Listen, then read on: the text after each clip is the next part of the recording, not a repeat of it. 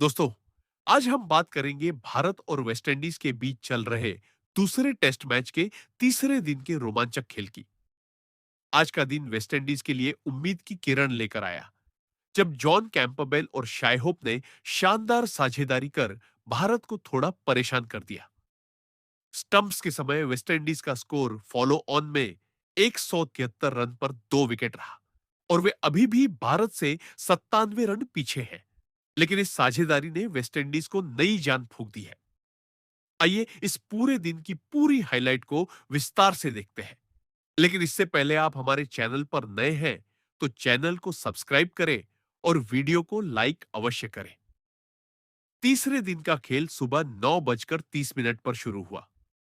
West Indies को follow on में बल्लेबाजी करनी थी और भारत की नजरें जल्दी विकेटों पर थी। ओपनिंग करने आए जॉन कैंपबेल और किसी कार्टेर। भारत की ओर से जसप्रीत बुमराह ने नई गेंद ली। बुमराह की रिवर्स स्विंग ने वेस्टइंडीज को तुरंत दबाव में डाल दिया। पहले ओवर में ही कार्टर ने एक चौका लगाया, लेकिन बुमराह ने जवाब में एक मेडन ओवर डाला। फिर रविंद्र जडेजा ने स्पिन से हमला बोला। जडेजा की फ्लाइट और टर्न ने कार्टर को परेशान किया। तीसरे ओवर में ही जडेजा ने कार्टर को एलबीडब्ल्यू आउट कर दिया। कार्टर सिर्फ 4 रन बना सके। अब क्रीज पर कैंपबेल और किरण पोवेल। पोवेल ने आक्रामक शुरुआत की, लेकिन कुलदीप यादव ने जल्दी ही उन्हें फंसाया। कुलदीप ने पोवेल को स्लिप में कैच करा दिया। वेस्टइंडीज पर दबाव बढ़ गया, लेकिन यहां से कहानी बदलने वाले शाय होप क्रीज पर आए। होप, जो 31 पारियों से अर्धशतक से महरूम थे, आज कुछ खास करने को बेताब थे। कैंपबेल, जो पहले ही सीरीज में संघर्ष कर रहे थे, होप के साथ साझेदारी शुरू की। लंच तक वेस्टइंडीज 62 पर 2 विकेट पर थे।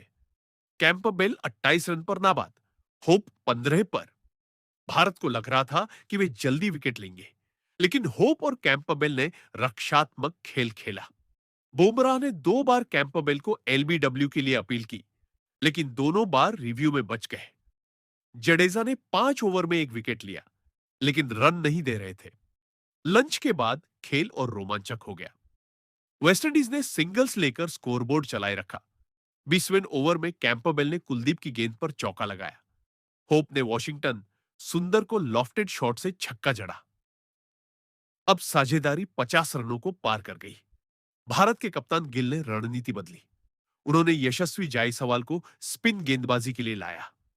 जायसवाल ने पार्ट टाइम ऑफ स्पिन से एक मेडन ओवर डाला, लेकिन कैंपबेल ने अगले ओवर में बुमराह को कवर ड्राइव से चौका लगाकर जवाब दिया। होप 35 पर, कैंपबेल 50 के करीब। यह वेस्टइंडीज की इस साल की सबसे अच्छी साझेदारी बन रही थी। पोस्ट लंच सेशन में भारत ने दबाव बनाया। कुलदीप ने होप को परेशान किया। एक गेंद तो होप के बल्ले का किनारा लेकर बाउंसर पर चली गई, लेकिन होप ने संयम रखा। 30वें ओवर में कैंपबेल ने अपना अर्धशतक पूरा किया। यह इस सीरीज में वेस्टइंडीज का पहला अर्धशतक था। स्टेडियम में वेस्टइंडीज समर्थकों के बीच उत्साह था। भारत की ओर से अक्षर पटेल ने स्पिन से हमला किया, लेकिन कैंपबेल ने उन्हें स्वीप शॉट से चौका लगाया। साझेदारी अब 80 रनों पर पहुंच गई। 35वें ओवर में वॉशिंगटन सुंदर ने मेडन डाला, लेकिन वेस्टइंडीज ने सिर्फ 6 रन जोड़े। फिर होप ने कुलदीप को मिड विकेट पर छक्का लगाया। यह होप का पहला आक्रामक शॉट था। स्कोर 119 पर 2। साझेदारी 83 रनों की हो गई, जो वेस्टइंडीज की इस साल की सबसे ऊंची साझेदारी थी। भारत अब चिंतित लग रहे थे। गिल ने बुमराह को वापस लाया, लेकिन कैंपबेल ने उन्हें फाइन लेग पर लॉफ्टेड शॉट से चौंका दिया। टी ब्रेक तक स्कोर 131 पर 2। Campbell 65 run, hope 45 run. यह सेशन वेस्टइंडीज ने जीता। टी के बाद का सेशन मैच का टर्निंग पॉइंट था। होप ने अपना अर्धशतक पूरा किया। उनका आखिरी अर्धशतक 2019 में इंग्लैंड के खिलाफ था। कैंपबेल ने बुमराह को कवर पर चौका लगाया और अपना करियर का सर्वश्रेष्ठ स्कोर तोड़ा। साझेदारी 100 रनों को पार कर गई। भारत ने अब हर संभव कोशिश की। जडेजा ने होप को एलबीडब्ल्यू की अपील की, लेकिन नॉट आउट। कुलदीप ने कैंपबेल को फ्लाइट से धोखा देने की कोशिश की, लेकिन कैंपबेल ने डिफेंड किया। 40वें ओवर में होप ने जडेजा को लॉग ऑन शॉट से छक्का लगाया। साझेदारी 135 रनों पर। भारत ने अब यशस्वी जायसवाल को फिर गेंद थमाई, लेकिन होप ने उन्हें स्ट्रेट ड्राइव से चौंका दिया। कैंपबेल ने 9 चौके और 2 छक्के लगाए, जबकि होप के नाम 8 चौके और 2 छक्के। आखिरी ओवर में होप ने कवर पर चौका लगाया। कैंपबेल ने फाइन लेग पर सिंगल लिया। 49 ओवरों में 173 पर 2। भारत अभी भी आगे, लेकिन वेस्टइंडीज ने लड़ाई दिखाई। अब आइए खिलाड़ियों के प्रदर्शन पर नजर डालते हैं। सबसे पहले जॉन कैंपबेल। कैंपबेल ने 145 गेंदों पर 87 रन बनाए, नाबाद। 9 चौके और 2 छक्के उनके नाम। यह उनका टेस्ट करियर का सर्वश्रेष्ठ स्कोर है। कैंपबेल ने संयम और आक्रमण का सही मिश्रण दिखाया। हर बार जब बुमराह ने रिवर्स स्विंग से हमला किया, कैंपबेल ने पैड से बचाव किया। उनकी स्ट्रेट ड्राइव और कवर शॉट्स कमाल के थे। वेस्टइंडीज के कोच ने कहा कि कैंपबेल ने टीम को बचाया। अब शाय होप। होप ने 103 गेंदों पर 66 रन, नाबाद, 8 चौके, 2 छक्के।